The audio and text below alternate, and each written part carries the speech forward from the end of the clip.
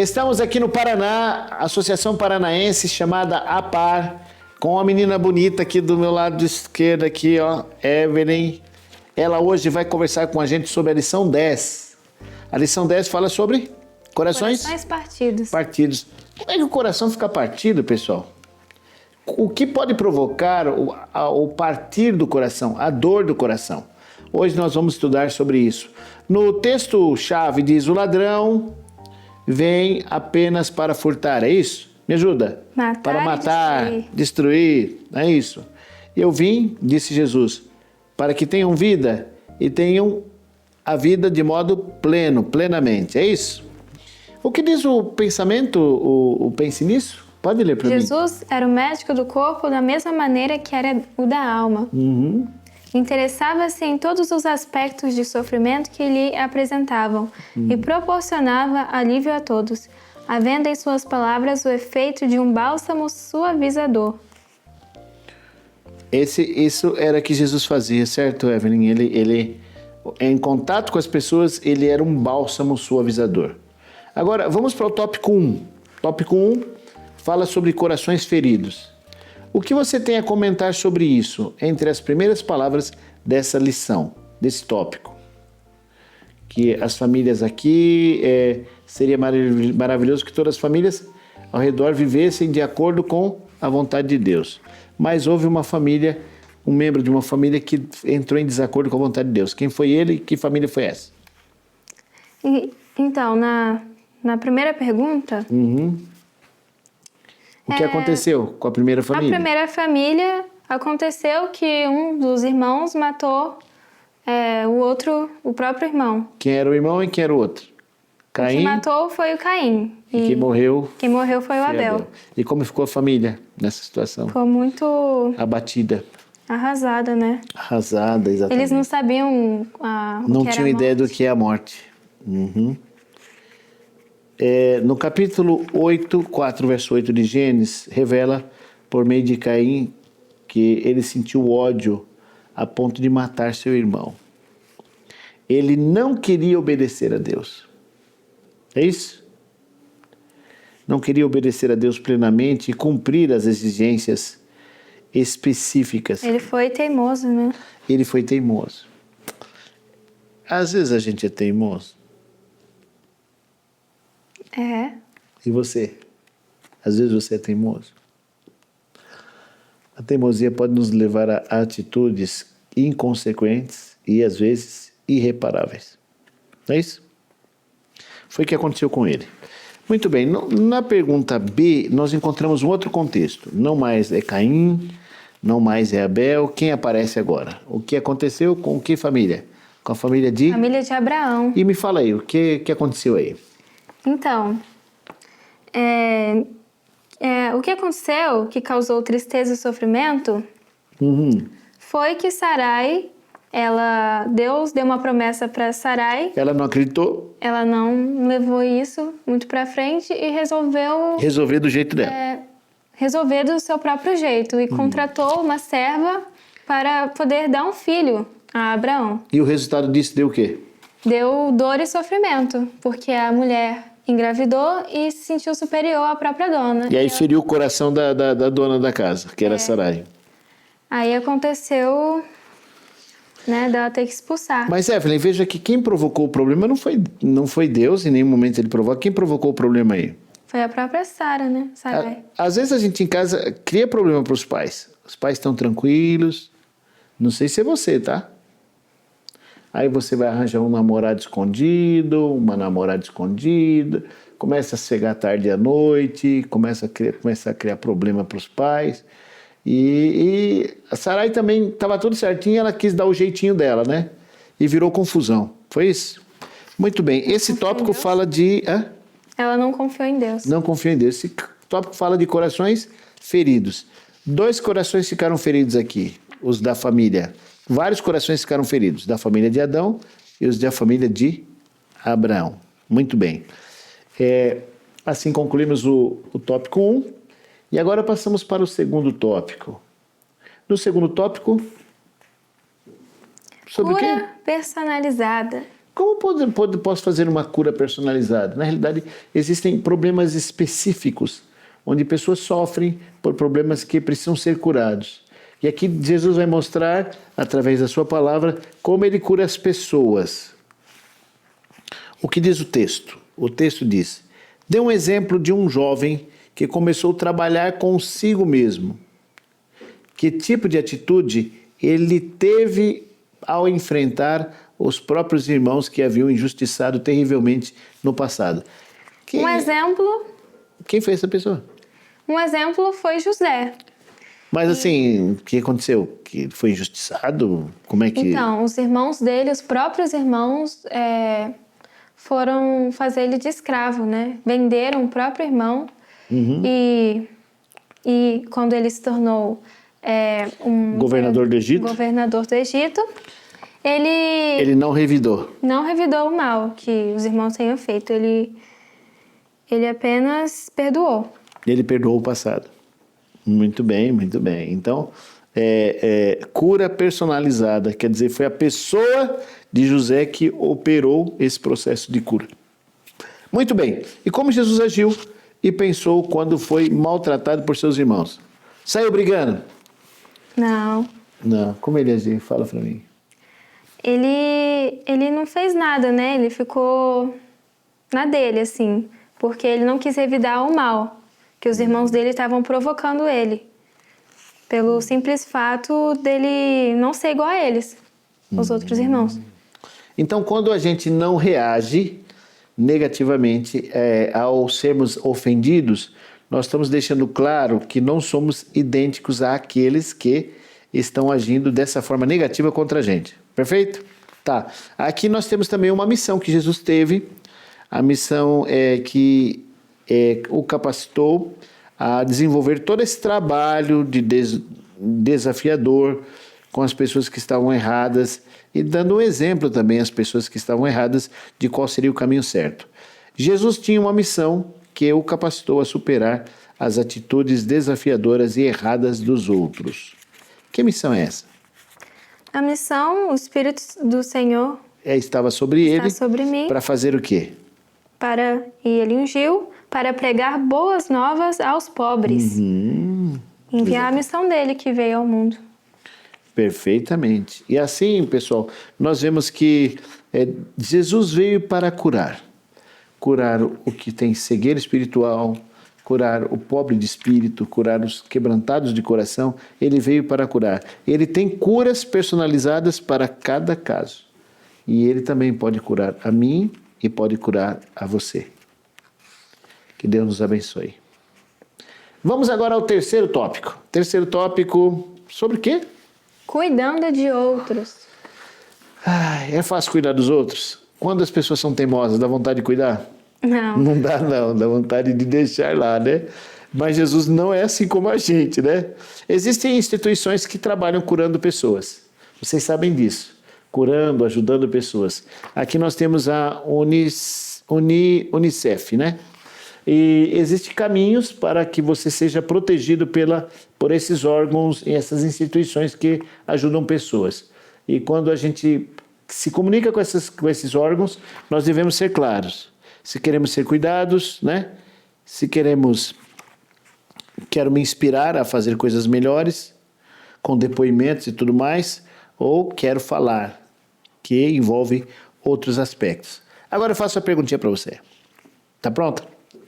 Vamos lá. Pronto. Que dádiva podemos... Agora, terceiro tópico, cuidando de outros. Que dádiva podemos oferecer àqueles que podem ter sido vítimas de roubo, violência e ferimentos? A gente pode ser igual como Jesus, né? Foi. Que Jesus era o médico do corpo e também da alma. A gente pode ajudar essas pessoas. Não é só da comida, então? Não é só da comida? Não. Às vezes é uma atenção, é um abraço, é um carinho. É isso? Pode ler o texto. Jesus era o médico do corpo e também da alma. Estava interessado em cada fase do sofrimento que testemunhava e levava alívio a cada sofredor, pois suas palavras gentis eram como um bálsamo de alívio. Quando enfrentamos circunstâncias desanimadoras, precisamos nos concentrar em nossa missão. Assim podemos prosseguir para a frente e para o alto, como Jesus fazia, ajudando e abençoando os outros, apesar das circunstâncias. Então, pelo que a Evelyn falou, nós temos contato com muitas pessoas. A cada dia, a cada instante, pessoas vêm conversar com a gente e tal, e podemos ser uma fonte de ajuda. Nesse caso, na pergunta B fala assim: que missão Deus nos confiou, por meio da qual podemos ajudar aqueles a quem temos contato? Qual é a missão? A missão é que a gente é mensageiros. Somos embaixadores. Embaixadores de Representamos a Deus. Reconciliação, somos mensageiros que trazem reconciliação às pessoas feridas, ajudando a compreender como o coração pode ser curado por meio de uma ligação com o Criador. Então veja bem, não só instituições podem ajudar pessoas. Nós, como cristãos, como indivíduos, podemos ajudar pessoas. Podemos ajudar as pessoas dentro de seu mundo de dores e de tristeza. Podemos dar um pouco da nossa alegria, da nossa satisfação. E por outro lado, nós podemos também ser uma fonte de bênçãos ajudando outras pessoas. Nós somos chamados de embaixadores. Somos mensageiros. Somos pessoas que devem transmitir a realidade de um reino, de uma pátria, diferente dessa que a gente vive aqui. Nós precisamos ser diferentes, principalmente quando envolve questões de ajudar seres humanos. É isso? Assim concluímos o terceiro tópico. E agora nós temos um quarto tópico interessante. Qual é o quarto tópico, filha? A outra família que você tem. Você tem... Vocês são quantos em sua casa? Somos 4. 4. Você, Minha mãe, a sua mãe, seu pai e a Manuela. Isso. Mas aqui está dizendo que você tem outra família. Quem é essa outra família? A nossa família, nossos irmãos, né? Aqueles que nos cercam, aqueles que estão perto da gente, são os nossos vizinhos, são os irmãos da igreja, enfim. Essa é a família que nós temos, a outra família. Vamos falar um pouco sobre essa outra família. Vamos para a pergunta A. Leia estas promessas, as promessas da Bíblia, para se lembrar daquele que o ajudará quando você se sentir só. Quais são as promessas? Falam para mim. Tem 3 promessas aqui. Tá. E eu pedirei ao Pai... Peraí, você já se sentiu só? Já. Já. E você já se sentiu só? Ei, você que me assiste, nessa manhã que está participando aqui, ouvindo a Evelyn com a gente, você já se sentiu só? Sabe por que você se sentiu só? Porque você se esqueceu que tem alguém no teu lado. Quem? Cristo. Vai, Evelyn, lê para mim as promessas. Vamos lá. E eu pedirei ao Pai, e Ele lhes dará outro conselheiro para estar com vocês para sempre. Deus é o nosso refúgio e a nossa fortaleza, auxílio sempre presente na adversidade. A qual dos anjos Deus alguma vez disse: senta-te à minha direita até que eu faça dos teus inimigos um estrado para os teus pés. Os anjos não são, todos eles, espíritos ministradores, enviados para servir aqueles que hão de herdar. Olha o apoio que nós temos, né? Anjos estão aqui para nos ajudar. É o que você leu aí. Os anjos. Como é importante saber que temos as promessas encorajadoras de que Deus estará conosco e que o Espírito Santo e os santos anjos também virão nos ajudar. Perfeito, perfeito. Essa é a resposta. Então, precisamos confiar nessas promessas. Agora, além da nossa família, quem mais Deus nos deu para nos ajudar a amar e encorajar? Nossos irmãos da fé, né? Irmãos e irmãs. Isso. Nossos ajudantes, encorajadores e defensores podem ser a nossa família da igreja, nossos irmãos e irmãs. Exato. Perfeito. Que tópico bonito, não é verdade? Como é abrangente esse tópico? Outra família além da sua. Então é você, é o Márcio, é a mamãe, é a Evelyn, e a Manu, e aqueles que nos cercam, e a igreja. Os nossos amigos. Os amigos também. Perfeito. Muito bem. Que Deus nos abençoe para que a gente consiga visualizar outra família além da nossa. Agora, vamos ao quinto tópico. É isso? Quinto tópico? Quinto tópico. Quinto tópico. E o que fala nesse quinto tópico? 3 palavras repetidas? Ore, ore, ore. E ore. O que quer dizer isso? Que conclusão você chegou sobre esse tópico? Ore, ore, ore? Que a oração, o poder da oração, né? Ela é capaz de transpor obstáculos e resolver problemas. Mas qual é a nossa respiração espiritual, então? A nossa respiração Espiritual. O que é isso? é a oração. É a oração. A oração é a respiração da alma. Eu ia fazer uma dinâmica aqui, mas vai tomar muito tempo. Mas há um texto na Bíblia que Jesus fala aos discípulos, diz assim: nenhuma hora vocês oraram comigo. Aí se você parar um pouquinho, sabe, Evelyn? Pegar um caderninho e começar. Bom, de manhãzinha acordei, orei tanto. Na hora do café da manhã, orei tanto. Culto, orei tanto. Sei o que, tanto. Vê se chegou uma hora, Evelyn. Difícil, hein? Às vezes toda a oração do dia não passa de 25 minutos. Oração, eu digo, momentos que... É interessante isso aí. Então, aqui, a oração é a respiração da alma. E eu não sei se a gente está respirando muito, Evelyn. Talvez estamos sem oxigênio espiritual. Muito bem. Agora, não devemos apenas orar mais quando enfrentamos dificuldades, mas que não apenas devemos orar, mas quando enfrentamos dificuldades. Mas que outro passo Deus providenciou para tornar nossa vida de oração mais eficiente? Vou ler a notinha. Esta é uma ciência celestial. Deus responde nossas preces quando nos reunimos em oração com outros que têm o mesmo propósito. Então, nós devemos orar mais, não sozinhos. Que quanto mais pessoas, a oração tem mais poder. Isso, Deus. A oração do justo ou de justos, podem muitos em seus efeitos. Então, qual é a visão da pergunta? A visão é a seguinte, que nós precisamos orar sim. Devemos orar mais, além do que oramos. E ainda, além disso, devemos incluir pessoas a participar conosco em nossa oração. Mas existem, na pergunta C, existem algumas promessas incluídas nessa ciência da oração. Entenda cada alma, cada uma. Como? Com que textos nós podemos entender cada uma? Vamos lá. A primeira diz o quê? E tudo o que pedires em oração, se crerem, vocês receberão. Isso é uma promessa. Então, veja bem, pedir... Às vezes a pessoa se equivoca, Evelyn. Quer pedir tudo. Quero uma bicicleta de 21 marchas, quero não sei o quê, eu quero um celular iPhone quanto? O último agora? 16. Só pede assim. Deus quer que a gente pede coisas sobre a nossa espiritualidade também, tá?